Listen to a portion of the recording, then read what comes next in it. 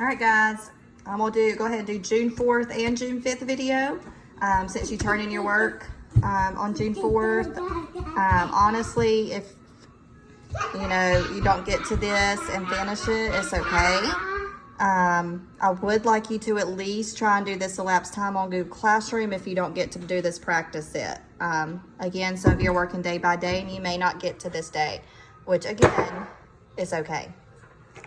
So those of you that are with me and working ahead, we've got for June 4th, you are doing a pirate passage. So pirate gold, you're searching for the gold here. It's a pretty good reading, pretty lengthy, but you can do it.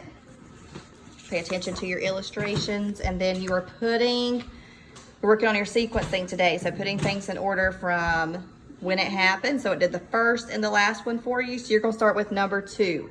What happened after Pirate Sam and his crew sailed to their hideaway off the coast of Maine. So you have to read your story to try that. You don't need to worry about this down here. I just want you to worry about the sequencing part. So that is your pirate practice, passage practice. For your elapsed time set B, it's the same thing as you did for Wednesday, like problem set A. So you can do one together. Rachel wakes up at 8:23. She needs to be at her bus stop at 8:45. How much time does Rachel have to get ready? So again,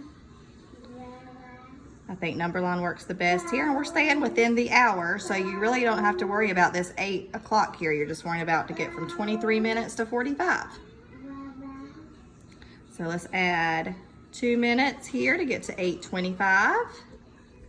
And then we can add 5 minutes to get to 8:30. And then 15 minutes to get to 8:45. So that's 15 plus 5 is 20, 22 minutes.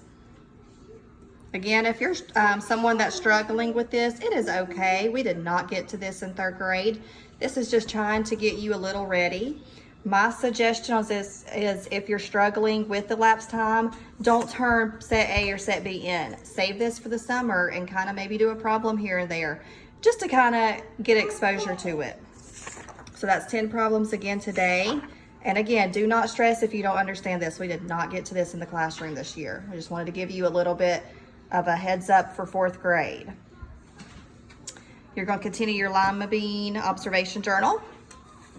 So you maybe should be starting to see something. This would be day 4 after you start it. So hopefully it's working. If not, it's okay. They don't always work each year, so hopefully it is working for you. This is our last day in our Thinking About Plants booklet. So you are labeling your plant, so it's kind of going in order. So this top, it's meaning your flower part. And then your stem, leaf, which is right here, and then your roots. And it's wanting us to give a brief description of each. So with your flower, you have your petals, and this is where pollen is. So bees come and pollinate. This is why they're at the flower part. Your stem is what carries water up to the plant.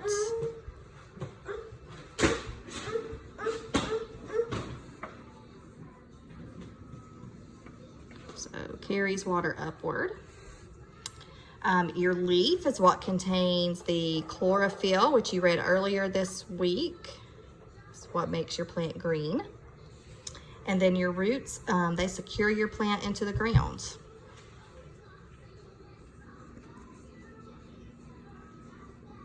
Kind of serves as an anchor. And this is really fun. If we were in the classroom, we'd actually do some research on this. But plants we eat the roots of plants, the leaves of plants, the flowers, the seeds, and the fruit of them. So I'm just going to list a couple. So for roots, we have carrots, beets, and radishes. And I encourage you to look up on Google what some of these foods look like a radish you may not be familiar with. We'll get to a couple others you may not have heard of or really know what they look like. You may have heard of them, but you don't know what they look like. So I encourage you to look it up. So these grow underground, so we eat the roots of them. Plants that we eat the leaves would be spinach, lettuce, and greens, like your collard greens. So those are our leafy plants we eat. Flowers, broccoli, cauliflower, and artichoke. This is another one you may be familiar and heard the word, but you may not know what it looks like. Some seeds, we've got corn, peas, and beans. So those have seeds. And then fruit, and this is always a debate every year, but these are fruits because they have seeds. So squash, cucumber,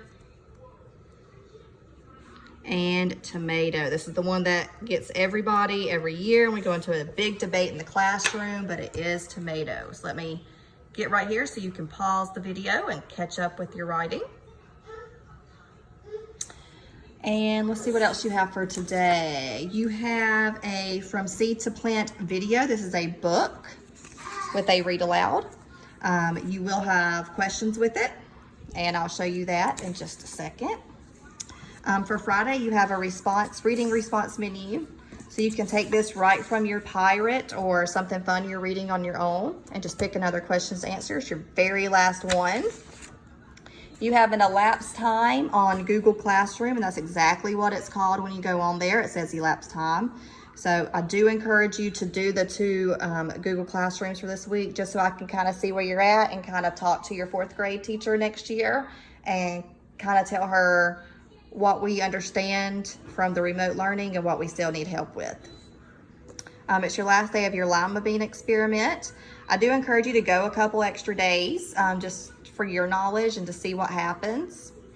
And then here's your From Seed to Plant questions. So as you're listening to the video, these are the questions you're going to be filling in. So you may be doing a lot of pausing during the video or rewatching some. But this is a really good book that really talks about the life cycle of a plant. It goes into things about pollination and more in depth of what we would have done in class. All right, guys, this is for Friday. I love you all. I have enjoyed teaching you this year in the classroom and remotely. I know this is definitely not how we wanted to end the year, but I wish you all the best next year in 4th grade.